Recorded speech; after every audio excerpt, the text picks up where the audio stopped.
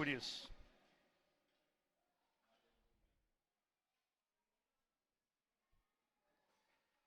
O pastor Sérgio já falou, né, eu gostaria só de reforçar com base na palavra que a pastora Cintia e o pastor Sérgio liberaram, né? Quem se alimenta de mim, por mim viverá. E uma das formas de se alimentar de Jesus é dedicando um tempo na leitura da sua palavra, né? Da mesma forma que a gente às vezes dedica um tempo para ver uma TV, a gente está tirando o tempo para estar com aquilo que está passando na TV. Quando a gente dedica um tempo para estar no Instagram, a gente está dedicando um tempo para estar recebendo do que o Instagram está nos dando. Então, da mesma forma, o pensamento é esse, é que possamos dedicar um tempo para nos alimentar da palavra de Deus. Né? Jesus Cristo disse que nem só de pão viverá o homem, mas de toda palavra que sai da boca de Deus. Lá em Mateus 4,4, Jesus disse isso. Então a gente entende que a palavra de Deus, uma das formas da palavra de Deus é a palavra escrita, é a orientação escrita. Então quando eu e você nos dispomos a tirar um tempo por dia de leitura da palavra, entenda, você já está fazendo o seu devocional com Deus. Quando você tira um tempo para ler a palavra, ainda que você não ore, ainda que você não louve, ainda que você já está tendo a sua intimidade com Deus. Isso vai sendo formado com o tempo. Daqui a pouco você está orando, daqui a pouco você está louvando. Isso é muito importante para a nossa vida.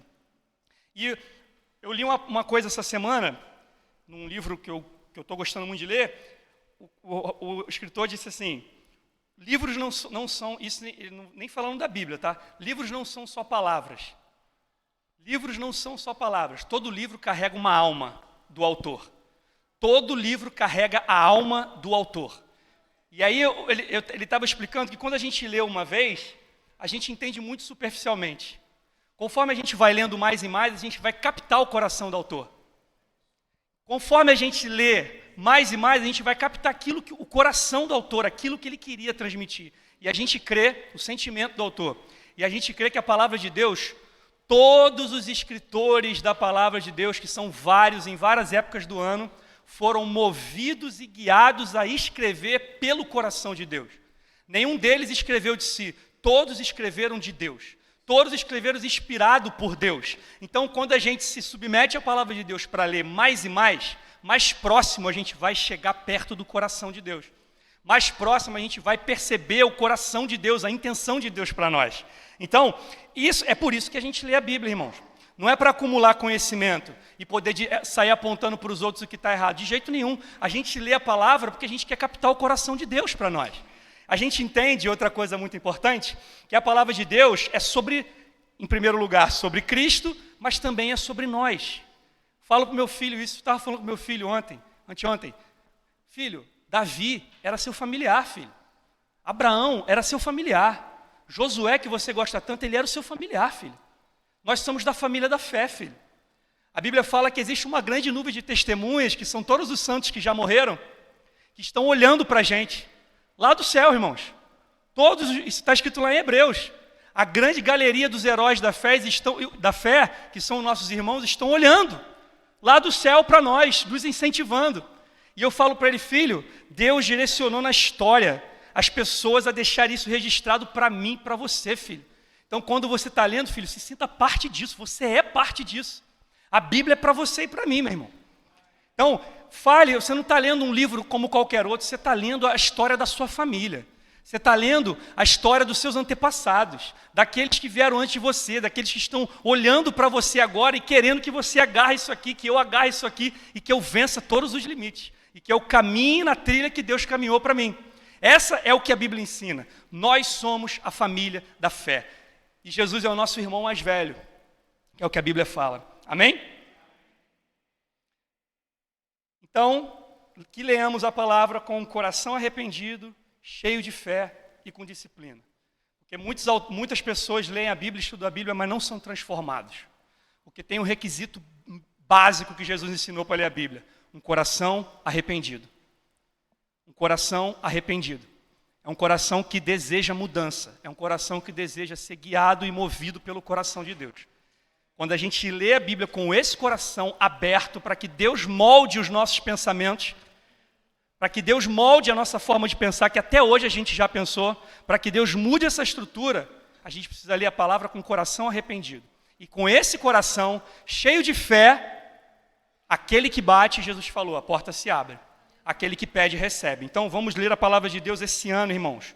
Em nome de Jesus, com o coração cheio de fé que Ele vai transformar a nossa vida. A gente está no início do ano. Uma oportunidade para a gente reordenar a nossa vida a partir da palavra de Deus. Amém? E a palavra que eu queria trazer para vocês aqui, para nós, que primeiro ela veio para mim, ela faz parte da leitura que nós estamos fazendo. A gente está lendo o livro de Mateus agora, né? E a palavra que eu queria trazer para você foi o que Deus tem ministrado ao meu coração durante essa primeira semana, ao ler Mateus. Então eu queria que você abrisse comigo em Mateus 13, 10 e 11. Mateus 13, 10 e 11. 3 coisinhas, 3 tópicos simples para que a gente saia daqui com isso internalizado no nosso coração, na nossa vida. 3 tópicos. O primeiro, nós somos os discípulos de Cristo. Simples. Nós somos os discípulos de Cristo. Tópico 2. Jesus revela para os discípulos quem é Deus. Jesus mostra para quem é discípulo quem é Deus. E 3, Jesus forma o caráter do discípulo e envia o discípulo.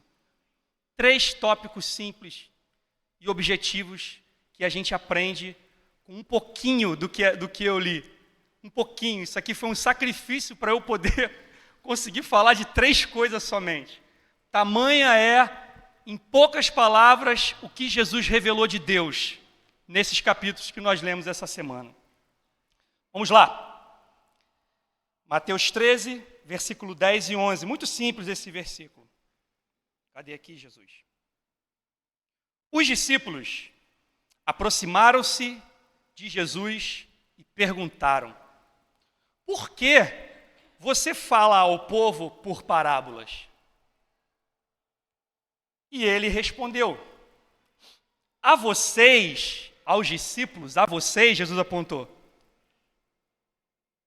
foi dado o conhecimento dos mistérios de Deus, do reino, dos céus, mas ao povo não. Queria que você gravasse isso, discípulos e povo. Discípulos e povo. O livro de Mateus, ele começa contando, ele é escrito por Mateus, primeiramente, um dos discípulos chamados de Jesus. Uma das pessoas que Jesus chamou para caminhar com ele. E o livro de Mateus, o evangelista Mateus começa a contar a história de Jesus, a genealogia de Jesus ali nos primeiros capítulos, de Maria, de José, contando a história que Maria engravidou pelo poder do Espírito Santo, que depois José quis se separar dela, aí o anjo aparece para José e fala: casa com ela, porque quem está dentro dela é do Espírito Santo, é filho de Deus, você tem que casar com ela. E aí José aceita aquilo, vou casar com ela agora.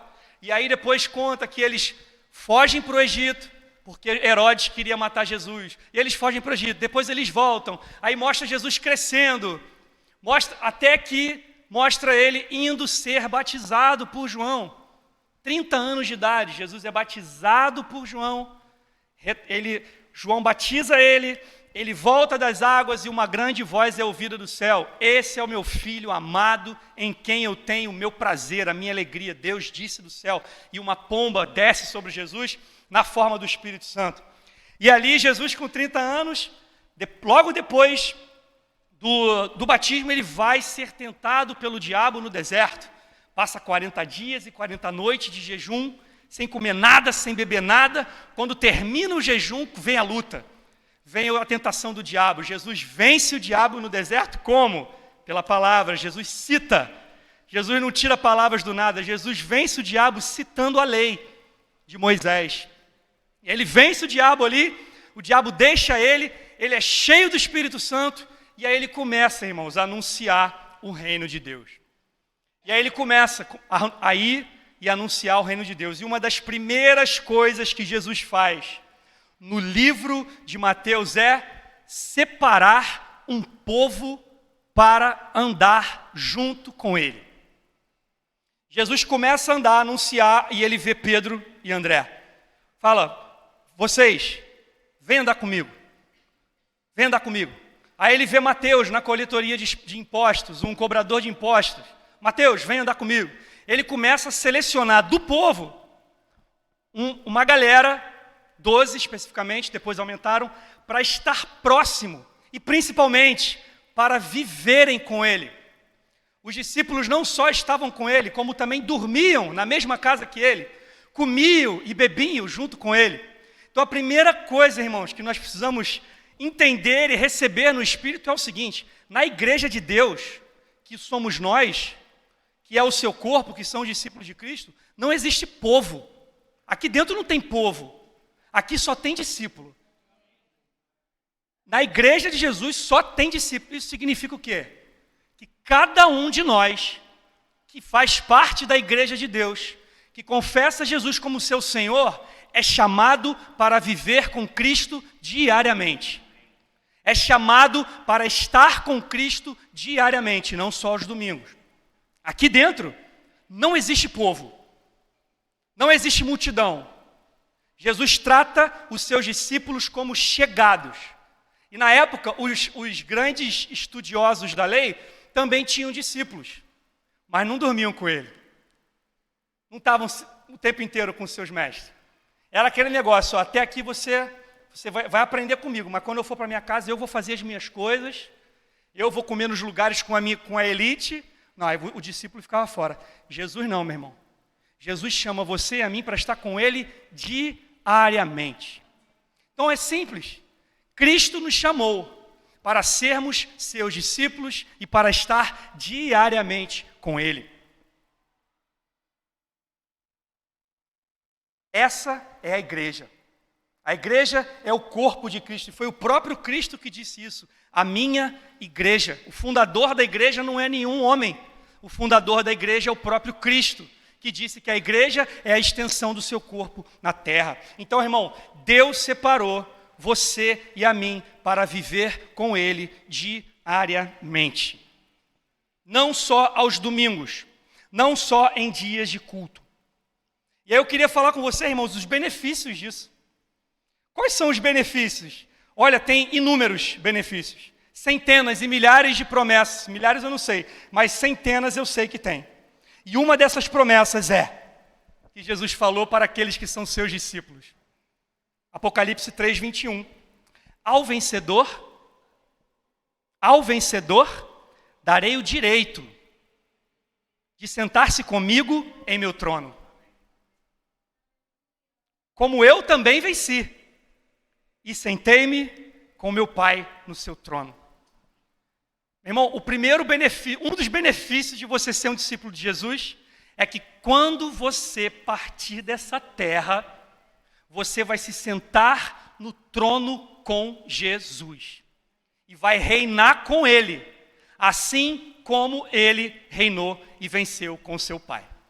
Sabe por que isso não gera muita coisa na gente, irmão? Porque o nosso foco está em outras coisas.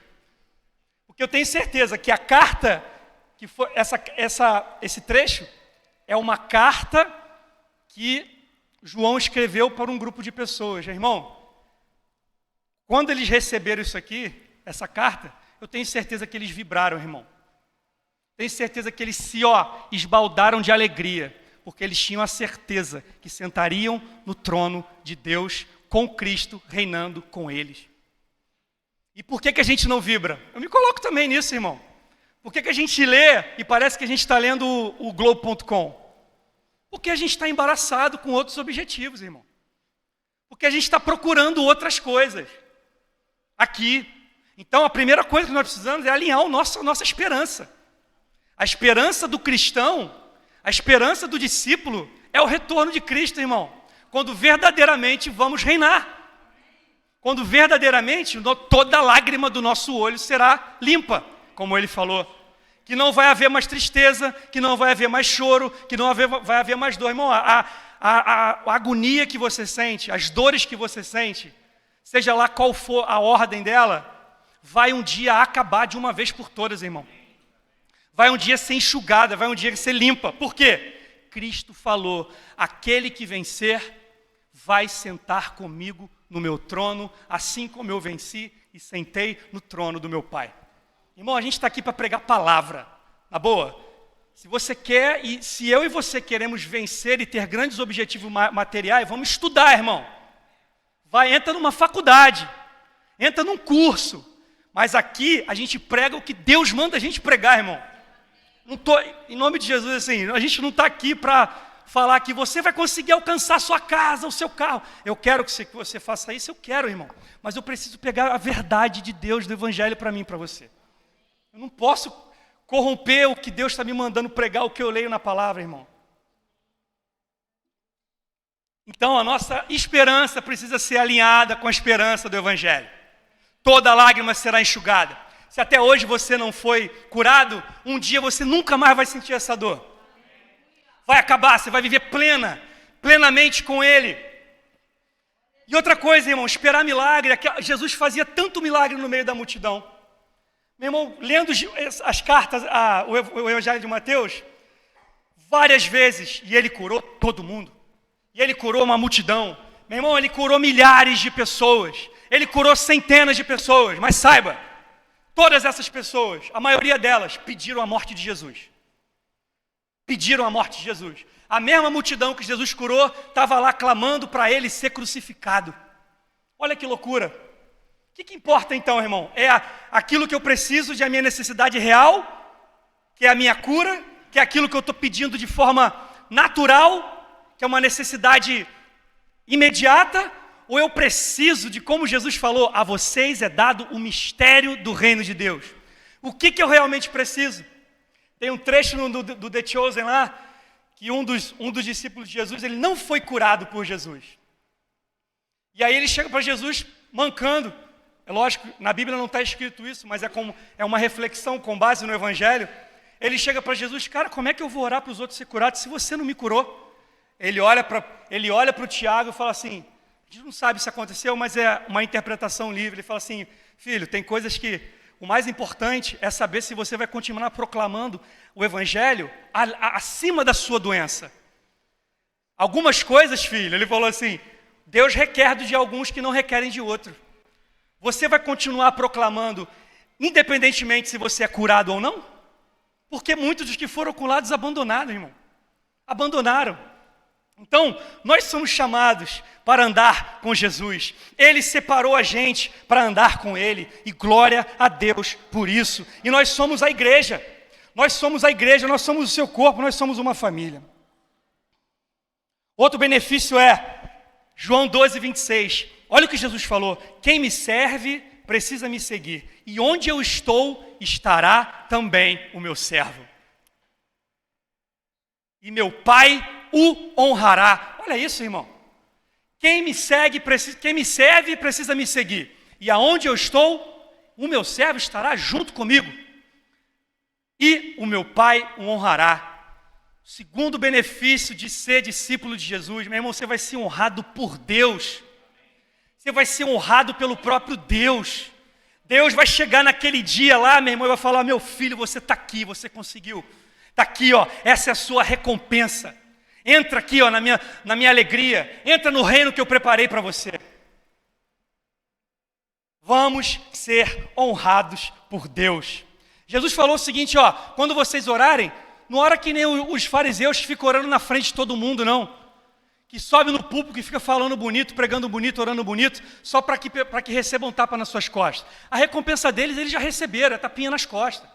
É achar que os outros pensam que eles são espirituais. Essa é a recompensa deles. Mas quando vocês forem orar, Jesus falou, quando você, que é meu discípulo, for orar, entra no teu quarto, em secreto, para ninguém ver. Fecha a porta do seu quarto e ora ao seu Pai que está em secreto. E o seu Pai que vem em secreto vai recompensar você. Esse é o benefício de sermos discípulos de Jesus. Reinaremos com Cristo. O nosso Pai nos honrará. Deus nos honrará. onde Jesus está, também estaremos com Ele. Somos discípulos e não povo, irmão. Saia daqui entendendo, não é porque a gente está aqui pregando que a gente tem um lugar mais alto e mais elevado do que você. Isso é mentira, meu irmão.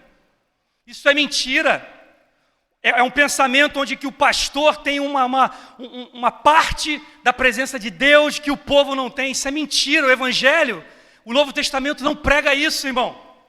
O Novo Testamento fala que todo aquele que crê tem acesso ao Pai. Todo aquele que crê tem a mesma autoridade que Jesus tinha, meu irmão. Ele falou isso para os seus discípulos. A mesma autoridade que meu Pai me deu, eu dou para vocês. Então todo discípulo tem o acesso ao Pai. Todo discípulo tem a autoridade que o Pai deu. Somos discípulos e não povo. Somos família, irmão. Somos corpo. Em nome de Jesus. Ponto 2. Jesus pegou, selecionou esses caras, 12 homens. E aí o que ele fez? Começou a andar. Andar. A Bíblia diz que ele começou a anunciar o reino, ele começou a ensinar dentro das sinagogas. O Evangelho de Lucas diz que ele estava na sinagoga todo dia ensinando. E ele começou a andar pela região fazendo milagres. Segundo ponto, através desse, quando Deus separa a gente, traga isso para você e para mim. Quando Deus separa a gente, Ele chama a gente para andar. Deus não chama a gente para ficar preso de domingo a domingo dentro de um templo como esse. Esse lugar aqui é o encontro dos santos, é a comunhão dos santos, é onde a gente se fortalece, é onde a gente aprende, mas Deus chamou a gente para sair e andar. Andar. Meu irmão, Jesus andou para caramba, irmão. Jesus andava dias visitando cidade após cidade, vilarejo após vilarejo. Jesus, lidava com o povo. E como é que a gente anda? Todo dia a gente anda, irmão. Todo dia a gente sai. Todo dia a gente encontra com pessoas. E foi nesses momentos que aqueles discípulos viram quem era Deus. A gente às vezes tem ideia de quem Deus é. Tem uma preconcepção de como Deus é na nossa cabeça. Mas quando Jesus chamou eles tinham essa preconcepção. Eles creram, caramba, esse homem é diferente de todos os outros, vamos seguir ele. Só que eles tinham na cabeça dele um monte de preconcepção de quem era Deus. Igual a você. E quando Jesus chama eles para andar, Jesus começa a quebrar um monte de coisa na cabeça deles. Como? Jesus começa a tocar em leproso. Leproso era uma pessoa que ninguém podia tocar. A lei não deixava. E Jesus vai, toca em leproso. Escandaliza um, escandaliza outro. Jesus vai, anda, vê um cobrador de impostos, passa lá em Brasília, passa lá no Senado, passa lá no Parlamento do Brasil, aí olha aquele cara lá, talvez o mais corrupto, fala aí. Não, irmãos. Aí ele olha e fala assim, ei, você, vem andar comigo. Vem andar comigo. Chama um cobrador de impostos. E o cobrador de impostos, ainda por cima, era traidor da nação. Era judeu, mas se vendeu para Roma. Odiado pela sua família, odiado pelos discípulos. Quando os discípulos viram aquilo, eles não entendiam. Eles se revoltaram. Você vai andar esse homem para andar com a gente? Meu irmão, Deus te chamou para andar com esse tipo de pessoa. Você está preparado para quebrar os preconceitos a respeito de Deus? Muitas vezes a gente está condenando pessoas que Deus não condena, que Deus está chamando para andar junto. Outro dia eu ouvi uma história que tinha uma pessoa, isso aí eu fiquei chocado, que estava indo lá no presídio pregar para um político que foi preso. O cara que mais roubou o estado do Rio de Janeiro. E o cara estava indo lá pregar para ele. Falei, esse aí é crente, irmão. Esse aí entendeu o Evangelho. Esse aí entendeu. Porque exerceu misericórdia com aquele que não merecia aos nossos olhos. Então Jesus começou a andar com aqueles caras, começou a quebrar um monte de preconcepções sobre Deus, irmão. Você está preparado? Eu estou preparado para deixar Deus quebrar as minhas preconcepções que eu aprendi talvez dos meus pais? da igreja, da minha formação? Jesus precisa fazer isso com cada um de nós. Porque não tem como andar com Jesus com preconceitos na cabeça. Ele quebra tudo. Então ele começou a tocar em leproso, que ninguém tocava, que era para ser expulso, Jesus tocava na doença. Ele tocou em morto, naquela época não se podia tocar em morto, porque você estava imundo, Jesus ia lá e pá, metia a mão no morto, e o morto ressuscitava. Jesus começou a sentar na mesa para comer com cobradores de impostos, com prostitutas. Ele começou, meu irmão, a quebrar o preconceito das pessoas, dos discípulos. Irmão, quantas vezes eu às vezes vejo alguém que eu nem sei, eu não conheço o coração da pessoa, e eu vejo ela fazendo alguma coisa que não está muito bem no meu preconceito, eu já condeno ela. Mas eu não conheço o coração da pessoa, eu não sei, só Deus conhece. Então Jesus quebrou o preconceito. Irmão, em nome de Jesus, esse ano, para ser um ano de vitória na minha e da sua vida de verdade, se você quer coisa superficial, beleza, irmão. Pode correr atrás de superficialidade, eu não quero mais não, irmão. Eu quero ter um bom salário, eu quero viajar, fazer minhas viagens, eu quero, claro, mas eu quero coisa de verdade. Eu quero vida de verdade, irmão. Ele vai precisar quebrar os preconceitos que estão na sua e na minha cabecinha. Pedro disse lá em Atos 10:38, olha o que Pedro falou. Pedro resumiu do capítulo, a gente está lendo o capítulo 13, que a gente leu junto, né? Mas Pedro resumiu tudo que Jesus fez do capítulo 1 ao 13. Olha o que Pedro falou. Atos 10:38, Pedro se levantou e falou assim: Deus ungiu Jesus de Nazaré com o Espírito Santo e poder. E como ele andou por toda parte, fazendo o bem, curando todos os oprimidos pelo diabo, porque Deus estava com ele. Ao mesmo tempo que eles começaram a andar com Jesus, eles viram, primeiro, as doenças. Ele tinha autoridade sobre as doenças. Tocava nas pessoas e as pessoas eram curadas. Ele tinha autoridade sobre os demônios. Os caras estavam vendo, os discípulos. Tinha autoridade sobre os demônios. Ele falava e o demônio já saía. Tem uma história que dois endemoniados, ninguém conseguia conter os caras, está aqui em Mateus. Ninguém conseguia conter os caras viviam no cemitério. E as pessoas tinham que passar longe do cemitério. Que se passasse perto, ele avançava e batia nas pessoas. Então as pessoas deixavam os caras largados. Jesus foi lá para curar esses dois. E quando duas pessoas endemoniadas viram Jesus, os demônios gritavam: Tu és o Filho de Deus. Tu veio aqui para atormentar a gente. Jesus Cristo falou assim, fora. Uma palavra transformou a vida daqueles homens. E os discípulos vendo, irmão. E os discípulos vendo. Se eu e você ficarmos com uma mentalidade fechada, de que eu vou para a igreja só domingo, para cumprir a minha agenda religiosa, nós não vamos ser transformados pelo poder de Deus. Agora, se eu e você entendemos que quando a gente sai aqui, a gente está saindo para um treinamento, que o Espírito Santo está no nosso coração, formando a gente no nosso dia a dia, a gente vai ver Jesus falando, tá vendo aquele ali? Aquele ali é um amado meu.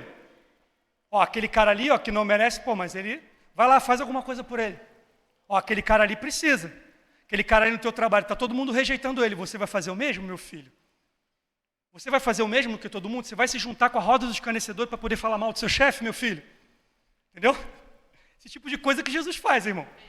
Está no meu trabalho, todo mundo lá reclamando. Você vai se juntar a isso, meu filho? Você vai se juntar na roda dos funcionários que falam mal do chefe pelas costas? Você é meu discípulo, meu filho. Vai quebrar o preconceito ou não vai?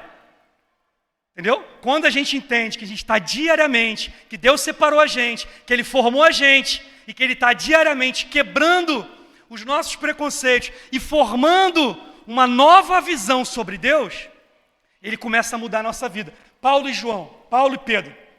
Deixa eu ver como é que está meu tempo aqui. Está acabando, irmão. Falei a primeira vez, não vou falar mais. Tenho 20 minutos ainda. Olha que interessante. O apóstolo Pedro, a gente está no segundo ponto, beleza? Jesus quebra os preconceitos dos discípulos, chamando ele para andar com eles todo dia. O apóstolo Pedro, ele cuidava dos judeus. Ele cuidava dos cristãos que eram judeus. Mas aí o apóstolo Paulo teve muito problema com isso, porque os judeus estavam perseguindo ele, não estava deixando ele pregar. Aí Paulo o que faz? Eu vou para os gentios, eu vou para quem não é crente, irmão. Eu vou pregar para quem não é judeu, eu vou pregar para o europeu, para o pessoal da Grécia, eu vou pregar para os italianos, eu vou pregar para o resto do mundo. Pedro, fica aí com os judeus, cuida deles. E eu vou. Quando Paulo faz isso, quando ele decide romper as 4 paredes do judaísmo, a visão dele fala assim, ó, se abre. Quando ele começa a ir para o mundo que não conhecia Cristo, com os olhos de Cristo, a visão dele muda.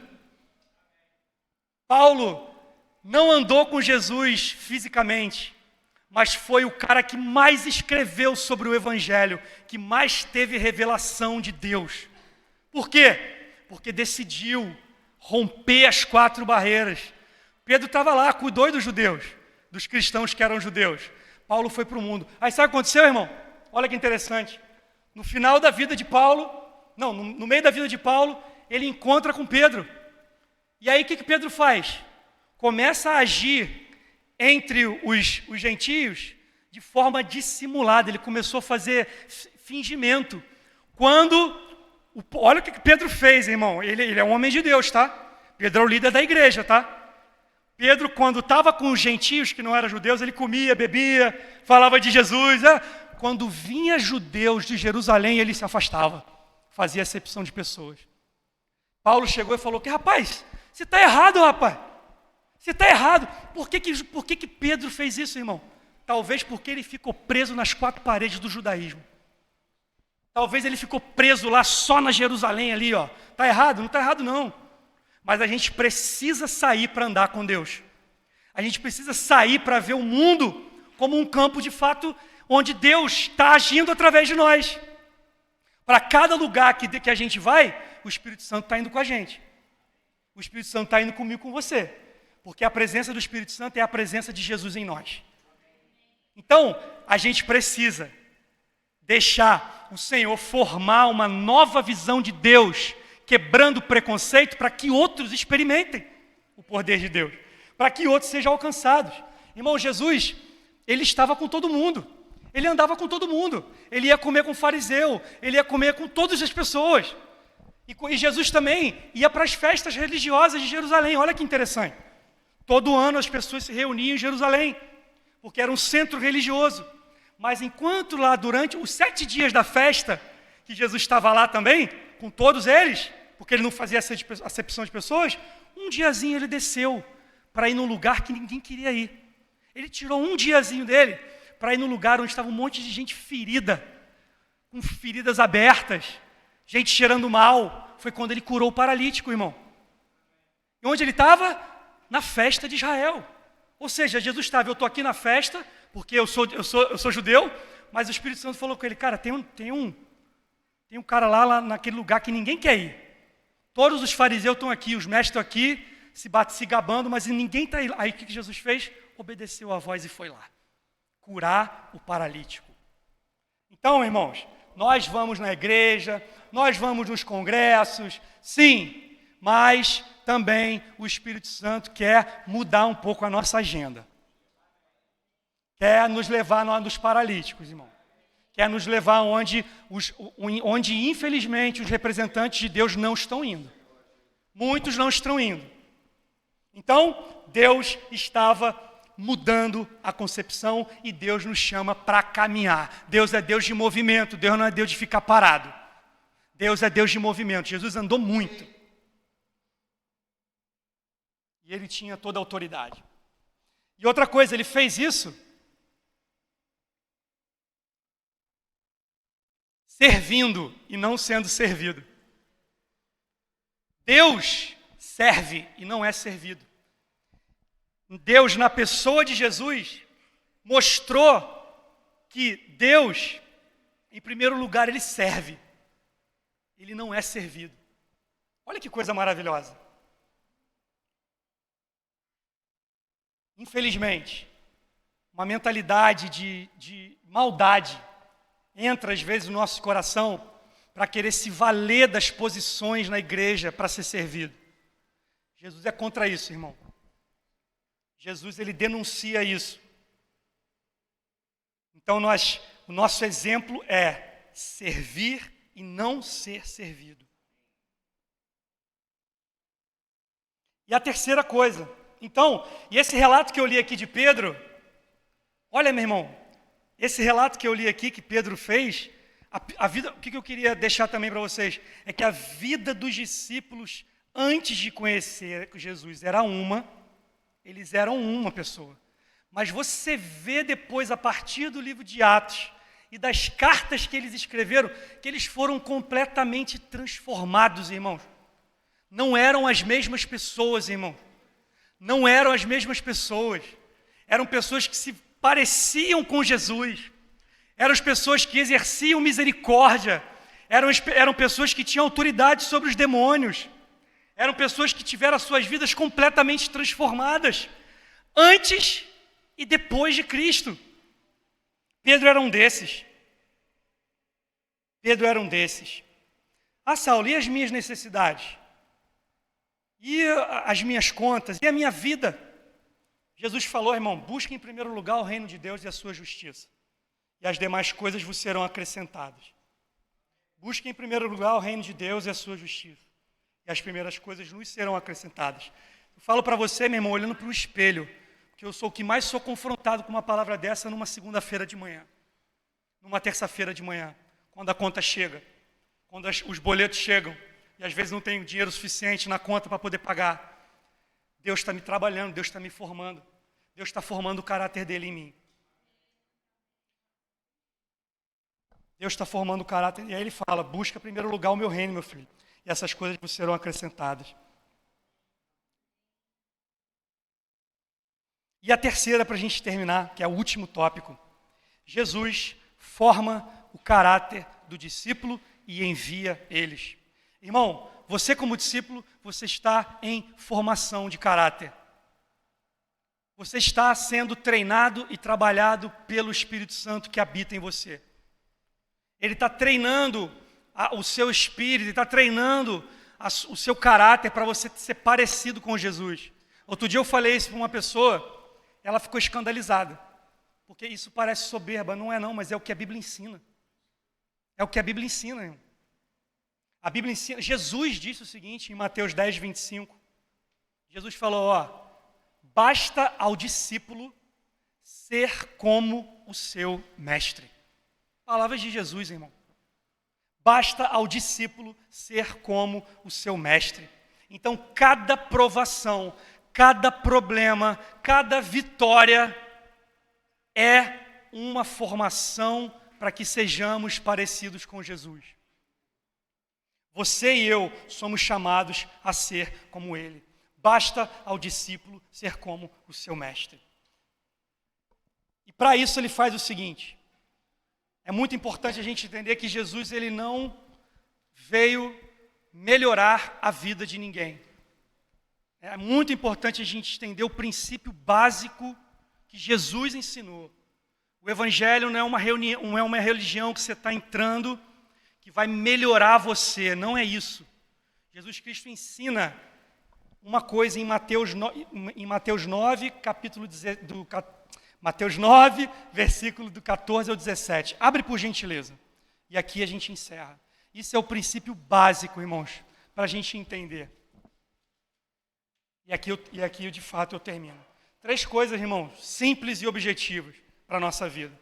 Então, os discípulos de João vieram e perguntaram para Jesus: por que nós e os fariseus jejuamos, mas os seus discípulos não?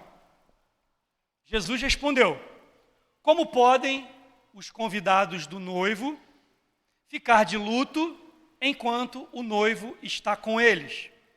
Virão dias que o noivo será tirado e então jejuarão. Jesus falou o seguinte: cara, eu sou o noivo e jejuar, enquanto eu estou com os discípulos, eles de fato não vão jejuar, porque eu tenho um propósito para a vida deles. Mas vai chegar um momento que eu vou ser retirado deles, aí eles vão precisar jejuar. Olha o que Jesus fala, o seguinte: ninguém põe remendo de pano novo em roupa velha. Roupa velha é a minha e a sua vida antes de conhecer Jesus. Roupa velha A Bíblia ensina que antes de conhecer Jesus, nós estamos mortos. É roupa velha. Não tem como pegar Jesus, que é o noivo, que é a roupa nova, e remendar numa coisa que está velha. Jesus ensinou.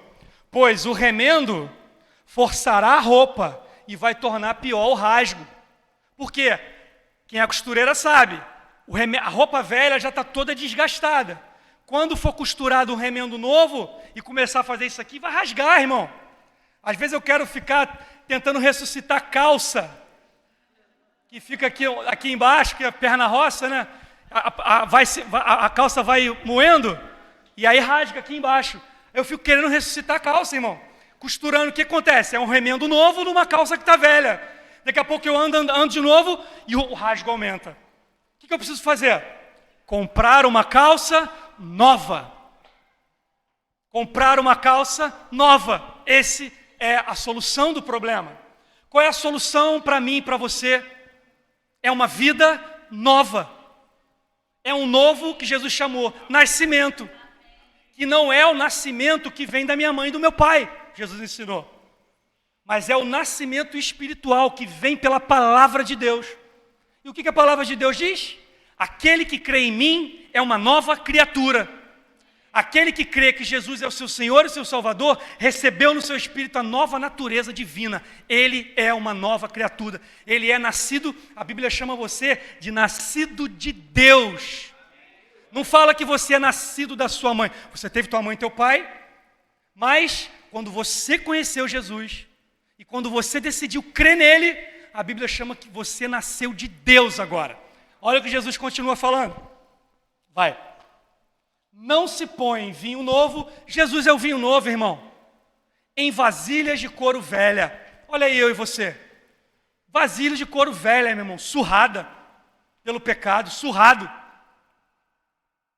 Se o fizer, as vasilhas se rebentarão. E o vinho se derramará. E as vasilhas se estragarão. Irmão, Deus quer derramar vinho sobre a nossa vida, mas a gente precisa crer num novo nascimento. A gente precisa crer que nós nascemos de Deus. Pelo contrário, olha isso que Jesus termina. Põe-se vinho novo em vasilhas de couro novas. Novas. Você e eu somos nova criação de Deus. E nessa nova criação, nós temos a semente de Deus no nosso coração. A nova natureza de Deus em nosso coração. Por isso que a Bíblia fala, irmão, vocês têm a mente de Cristo. A Bíblia está dizendo que foi plantado em nós uma semente divina na nossa vida.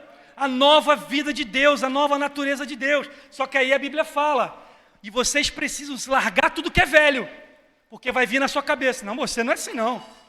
Nossa, você pensava assim. Aí o que a Bíblia fala? Deixa para trás o que passou. A Bíblia fala assim, tira essa roupa da vida velha, que vai querer continuamente voltar. Essa é a minha, sua responsabilidade.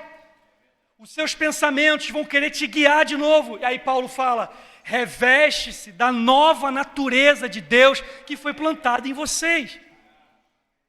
Então, tudo isso que eu falei não é feito na força do nosso braço. É feito no entendimento de que eu sou uma nova criatura, que agora o Espírito de Deus, Ele me ama, Ele me aceita por causa do sacrifício de Jesus, e diariamente Ele está comigo para me formar como Jesus é. Primeiro ponto. Na igreja não existe multidão. O que é para a multidão? Para a multidão, irmão, vou te falar, é misericórdia. Para a multidão, Jesus olhava com os olhos de misericórdia. Para a multidão, Jesus curava. Para a multidão, Jesus fazia milagre, transformava pão, multiplicava pão. Deus é misericordioso, irmão. Agora, para o discípulo, era a revelação de reino de Deus. Era segredo de Deus sendo revelado. O que sustenta a vida não é milagre, não é problema resolvido. Embora eu queira, meu irmão. Embora eu queira, amanhã eu vou enfrentar as minhas lutas, as minhas guerras. E eu quero muito vencer. Eu creio que eu vou vencer, mas se não vier agora, o que importa para mim? É a revelação do reino? É a revelação do mistério de Deus, do segredo de Deus? Ou é ter a minha necessidade imediata resolvida? O que precisamos, irmãos, é a revelação do reino de Deus. O que precisamos é estar diariamente com Jesus, sendo moldados, sendo trabalhados, entendendo que agora Ele é o nosso Pai Celestial. Estou trabalhando isso com meu filho e comigo automaticamente. Filho, você tem um Pai Celestial. Eu sou bom para você? É, papai, você é muito bom. Seu pai é muito, 1000 vezes melhor do que eu, filho. Jesus falou isso. Você tem um pai, filho. Você tem um pai, você não está orando por uma divindade, não, você está orando por um pai, filho. Você está orando por um pai. Abre o seu coração para esse pai, fala com ele quer ouvir tua voz. E a mesma coisa, Deus fala conosco. Jesus anseia de nós. Essa nova vida, esse novo nascimento, aonde todos são chamados de discípulos. E de alguns é cobrado algo que de outros não são, que são os líderes. Às vezes a gente fala assim, pô, eu quero ser líder. Quer mesmo, irmão?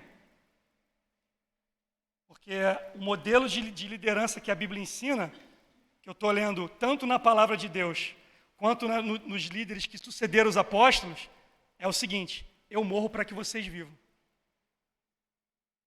Eu estou aqui acorrentado para que vocês vivam. Esse é o modelo de liderança cristã, irmão. Esse é o modelo de liderança cristã. Então, às vezes, eu estou pedindo a Deus para ser curado, e Deus está falando, filho, você é líder. Você foi chamado para ser pastor, filho. O que eu preciso então? Você precisa experimentar de mim. Você precisa... Eu li uma parada no livro esses dias que eu fiquei impressionado. Os apóstolos, Deus não é masoquista, não quer que você sofra não é isso não. Mas por que os apóstolos e os primeiros cristãos iam para a morte louvando a Deus? Eles iam para a morte louvando a Deus, irmão. Sabe por quê? Porque eles tocaram no corpo ressurreto de Jesus. Quando Jesus ressuscitou e apareceu para eles, eles pensaram que era um fantasma, os apóstolos e os outros discípulos. Jesus falou assim, não, vem cá, come aqui, ó, toca em mim, toca em mim. Quando eles tocaram em Jesus, quando eles abraçaram Jesus, quando eles ouviram a respiração de Jesus, eles desprezaram a morte. Eles desprezaram a morte. Ele falou o quê? Se o mestre sofreu o que sofreu e está aqui triunfante, eles encararam a morte com os outros olhos.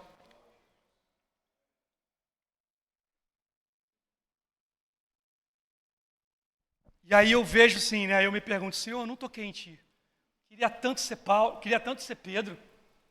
Queria tanto ter a oportunidade de tocar em Ti, Senhor. Sentir o Seu respirar para que eu não tema a segunda-feira, para que eu não tema as inquietações, para que eu não tema... Aí sabe o que Jesus falou, irmão? Para mim, pela palavra, Jesus chega para Tomé e fala assim, você crê agora porque você me tocou, né? Você viu, né? Tocou e você creu? Jesus falou assim, bem mais aventurados são aqueles que não viram e creram. Misericórdia, irmão. Bem mais aventurado é aquele que não viu, que não precisou tocar, que não precisou sentir para crer. Aqui se encaixa eu e você, irmão. Aqui se encaixa eu e você. Por isso que eu acho que, de fato, nós somos vencedores. De fato, o discípulo é um vencedor. Porque mesmo às vezes caindo, levantando, se esborrachando e levantando, ele volta para Jesus. Ele não abandona o mestre. Ele não abandona o mestre. Talvez ele não tenha a vida que ele desejou aqui, mas quando ele morrer, ele vai ser coroado pelo próprio Deus, ele vai ser honrado pelo Pai. Bem mais aventurado é aquele que não viu, mas creu. Em nome de Jesus, vamos levantar e vamos orar.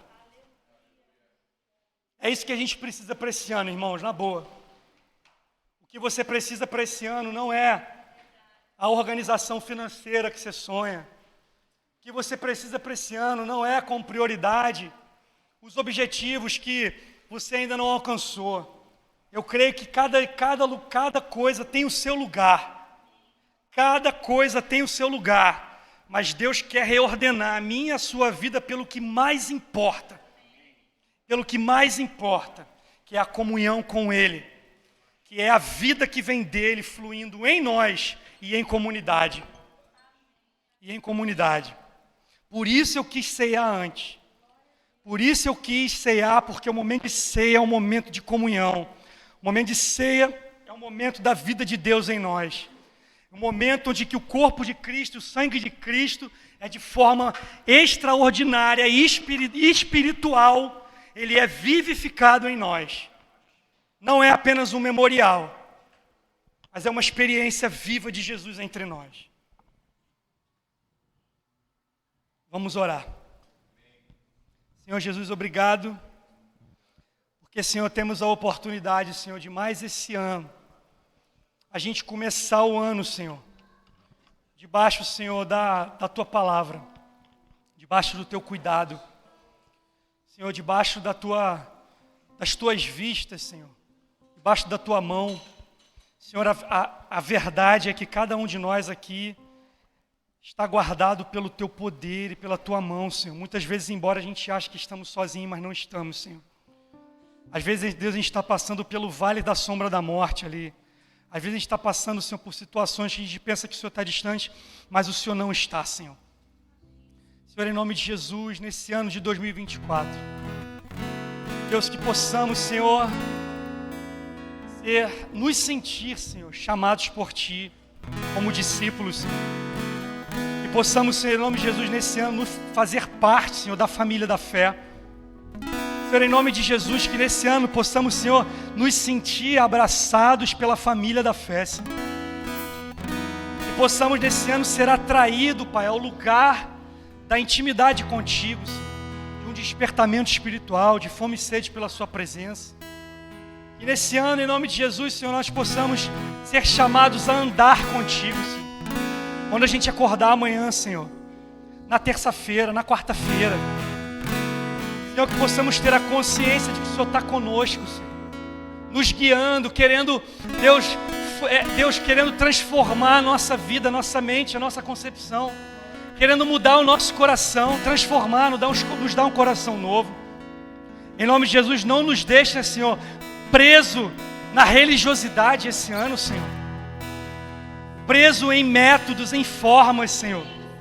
Traz a gente uma formação espiritual de verdade, Senhor. Uma espiritualidade viva, de comunhão contigo, Senhor. Em nome de Jesus, nesse ano, o Senhor nos chama a caminhar contigo, Senhor. A andar contigo, Senhor. Deus, e nesse ano, o Senhor nos chama a formar a nossa vida, Senhor. A formar o nosso caráter, Senhor. A fazermos, Senhor, pessoas que constroem a sua vida sobre a rocha, Senhor. Deus, como o Senhor disse ali, de formar pessoas que ouvem os seus ensinos e praticam, Senhor. E constrói a sua casa sobre a rocha, Senhor. E quando vierem as tempestades, Senhor, quando vierem as chuvas, Senhor, e baterem com ímpeto sobre a nossa casa, ela não vai cair, Senhor, porque estava firme sobre a rocha, Senhor. E nesse ano de 2024, Senhor, possamos construir a nossa casa, a nossa vida sobre a rocha. Sobre a rocha, Senhor. Em nome de Cristo Jesus, nos ajuda, Senhor. Nos ajuda, Senhor. Deus, aqueles que não creem, Senhor, que são novas criaturas ainda, Senhor. Deus, nos dá um encontro pessoal contigo, Senhor.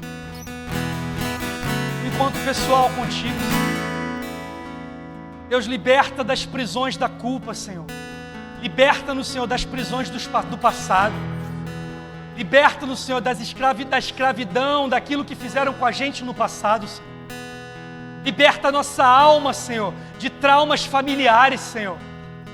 Liberta, Senhor, a nossa alma de pecados, Senhor, que ainda carregamos, Senhor.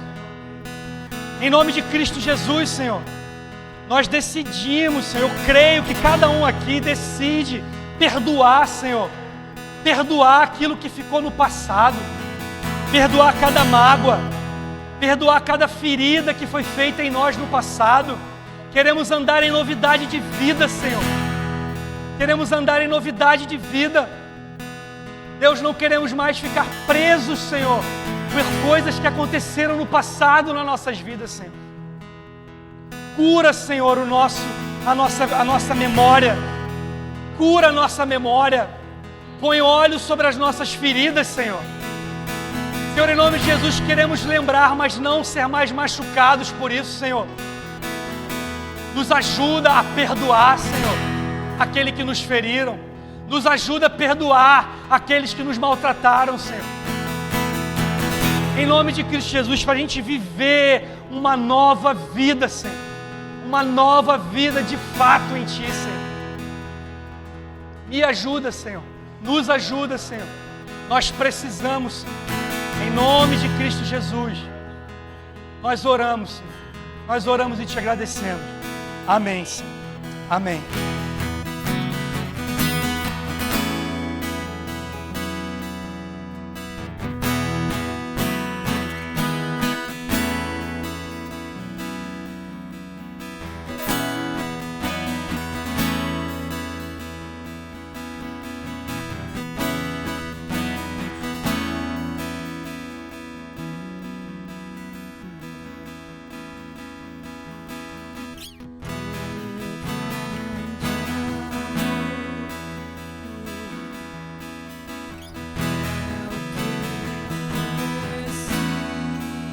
Peça dessa canção a sua oração nessa hora.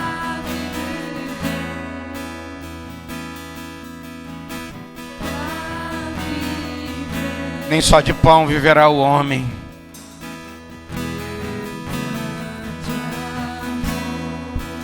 mas de toda a palavra que procede de Deus, do seu interior, da sua vida.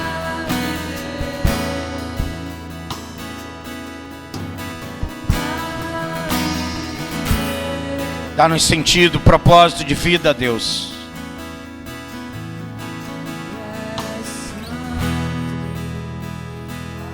Ah, Senhor.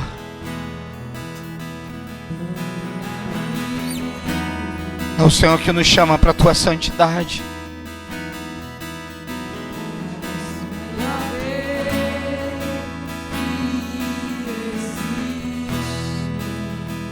Tu és o Rei que elegemos, Senhor. Tu és o Rei que queremos. Nos ensina como Tu és.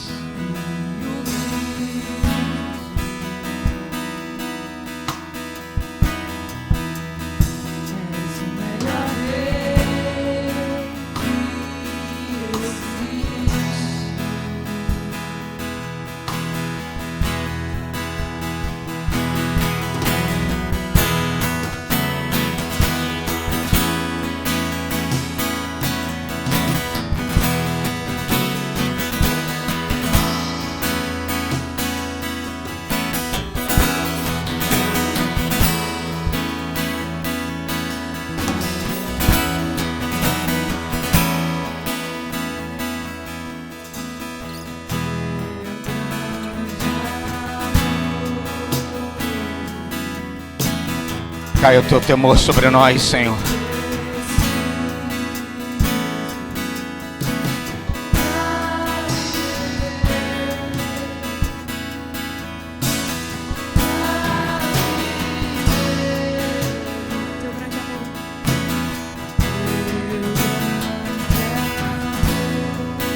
Nos batiza com esse amor, Senhor. Nos enche desse amor, um amor com propósitos. Oh, Deus, precisamos desse amor nessa geração, meu Deus.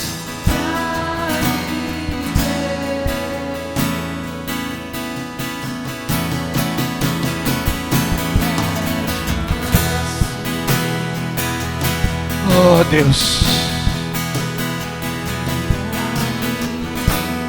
adestra nosso coração, Senhor.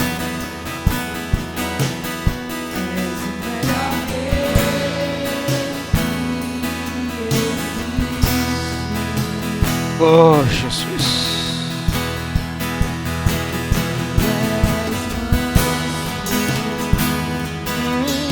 Manso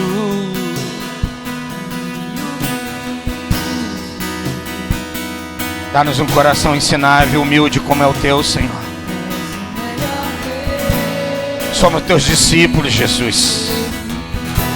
Queremos ser teus seguidores, Jesus.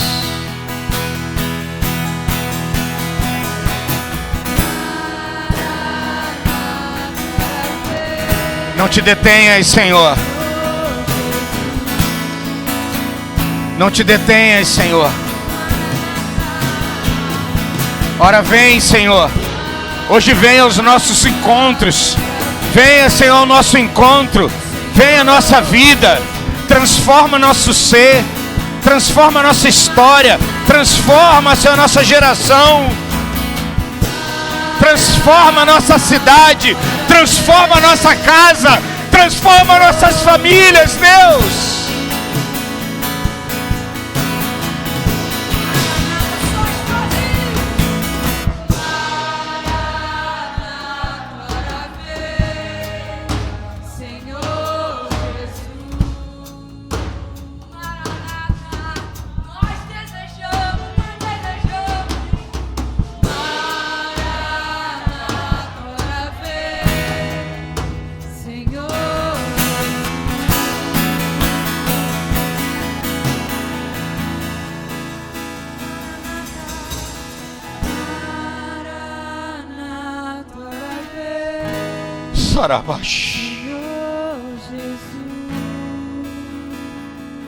Queria convidar você de uma forma simples. Se você pode,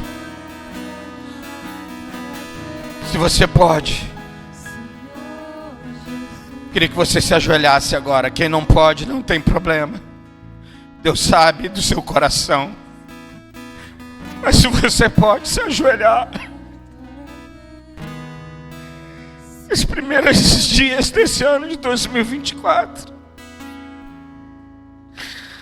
nós nos prostramos, Senhor. Nós clamamos, Senhor, ora vem. Vem às nossas casas, Senhor, vem às nossas famílias. Senhor, não queremos, Senhor, ouvir dos teus próprios lábios: o que tu tens feito é para quem? O que tu tens juntado é para quem? Não queremos ser chamados de loucos. Senhor, nós queremos, Senhor, ouvir da tua boca. Oh, Deus, não como aqueles, Senhor, nécios, embotados, Senhor, de que não conseguem ver, cegos, Senhor, conduzindo outros, caindo no abismo, nas barreiras. Senhor, sara nossa alma, Deus, à medida que não vivamos mais, Senhor, para nós mesmos. Somos teus discípulos, Jesus. Nossa geração está doente, Senhor. Senhor, nós estamos doentes, Senhor. Nós estamos perdidos, Senhor. Nós estamos perdidos, Deus. Salva a nossa geração, Senhor. Liberta a nossa geração, Deus. Só tu podes fazer isso, Senhor. Ouve o nosso clamor como igreja, Senhor, nesses primeiros dias desse ano. Nós queremos consagrar aquilo que foi pregado, falado. Nós queremos trazer ao nosso coração. Senhor, teus discípulos são aqueles que andam e fazem a tua vontade. Senhor, perdoa-nos, Senhor, porque temos feito a nossa. Queremos do nosso jeito, Senhor, e por isso tantas vezes temos tido, Senhor, tantas sensações. Senhor, não é a luta que nos mata, não são as guerras, as dificuldades que nos matam, O Senhor, que nos mata é não fazer tua vontade. O Senhor, que nos faz, Senhor, viver angustiados. Senhor, não são as pressões, é a nossa falta de inclinação e de obediência à tua vontade. Eu quero confessar para ti, Jesus. Oh Deus, como diz a tua palavra, aos que conheceu, Senhor, nós te conhecemos, o Senhor nos conhece, e a tua palavra diz que aos que antes conheceu antes, também os predestinou. Oh, e aos que predestinou, o Senhor também deu propósito, destino. Senhor, nós somos teu povo, tua igreja, teus filhos. E nessa hora, nós queremos confessar diante de ti. O Senhor nos fez para sermos conforme à imagem do seu Filho, a fim de que o Senhor seja o primogênito entre muitos irmãos. O Senhor nos salvou, Senhor, não foi só para nos melhorar, o Senhor nos salvou para nos transformar. Oh Deus, nós temos te conhecido, ainda que em parte. Sabemos, Senhor, do predestino. O nosso predestino é sermos a imagem do Filho Jesus. Por isso, Senhor, tira de nós tudo aquilo que não parece contigo. Arranca de nós tudo aquilo que não aparece contigo, Senhor. Arranca de nós a religiosidade. Arranca de nós, Senhor, os nossos achismos. Senhor, dá-nos um coração quebrantado. Tua palavra diz, contritos a ponto que o Senhor não despreza. Nos ensina, Senhor, nesta manhã. Mas a nossa oração é, não só a nossa casa, mas todas as casas por onde o Senhor nos permitir passar, falar, que o Senhor nos ajude a derramar da tua presença, do teu Espírito. Tira de nós o egoísmo, liberta outras casas, liberta outras famílias. Existem tantos que ainda não provaram, existem tantos que Senhor tem conhecido, mas ainda não experimentaram, ainda não viram os segredos. E a nossa oração é que o Senhor assim o faça para a glória do teu nome e para o nosso benefício de estarmos no lugar correto, ajustado com o Senhor, em o nome de Jesus. Nome de Jesus. Aleluia. Aleluia. Se disponha ao Senhor. Seja um intercessor do Senhor nesses dias nessa terra, pelas famílias, pelas casas, pela cidade, pelo bairro, pelo país. O Senhor continua trabalhando, Ele não se cansou. Que o Senhor nos renove, que o Senhor nos fortaleça como igreja. Que o Senhor restaure a tua vida, a tua casa, a tua família. Tudo que leva teu nome possa estar debaixo da liberação do Santo de Israel. Foi Ele que chamou para ser santo como Ele é santo. Isso não é uma invenção da igreja, isso não é uma invenção humana. Isso é uma liberação do poder do Espírito Santo sobre nós. Mas a nossa santidade, ela não repele as pessoas. A nossa santidade faz com que as pessoas se apaixonem por Jesus. Libere as palavras, libere aquilo que Deus colocar no seu coração, mas que seja regado de compaixão, de misericórdia, como era o coração do nosso mestre. Amém? Que o Senhor nos abençoe. Que o Senhor nos guarde. Que o Senhor tenha misericórdia de nós. Que o Senhor nos dê o seu rosto como companhia. Que o Senhor resplandeça sobre nós a sua presença, hoje e para todo sempre. Em nome de Jesus. Que a comunhão do Espírito seja com você, seja esteja com a tua casa, com a tua família hoje. Amém. Deus abençoe.